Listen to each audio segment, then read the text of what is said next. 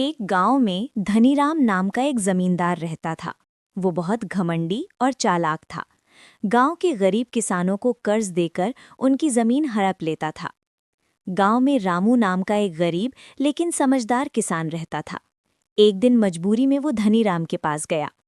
रामू: सेठ जी, मुझे खेती के लिए जमीन चाहिए।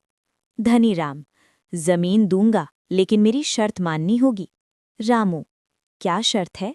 धनीराम: इस बार फसल का ऊपर का हिस्सा मेरा और नीचे का हिस्सा तुम्हारा। रामू समझ गया कि ये कोई चाल है, लेकिन उसने हामी भर दी। पहला दांव। रामू ने खेत में आलू उगाए। कुछ महीनों बाद फसल तैयार हुई। धनीराम खुशी खुशी आया और बोला, ऊपर का हिस्सा मेरा है। रामू मुस्कुराया और बोला, जी सेठ जी, ये रहे पत्ते और डंठल।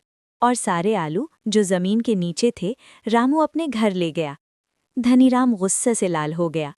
दूसरा दांव। इस बार धनीराम बोला, अब नीचे का हिस्सा मेरा और ऊपर तुम्हारा। रामू ने फिर हामी भर दी। इस बार उसने मक्का, भुट्टा उगाया। फसल आई तो रामू ने ऊपर के सारे भुट्टे ले लिए और नीचे के डंठल सेठ को दे दिए। धनीराम फिर बेवकूफ़ बन गया। तीसरा दांव। अब धनीराम बोला, इस बार ऊपर नीचे दोनों मेरा, बीच का हिस्सा तुम्हारा। रामू हंसा और बोला, ठीक है सेठ जी।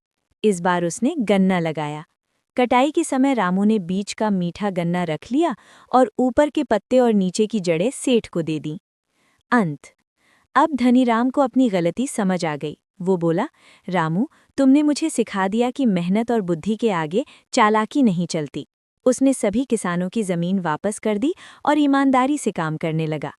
सीख: बुद्धि और मेहनत से हर अन्याय को हराया जा सकता है। लालच का अंत हमेशा बुरा होता है।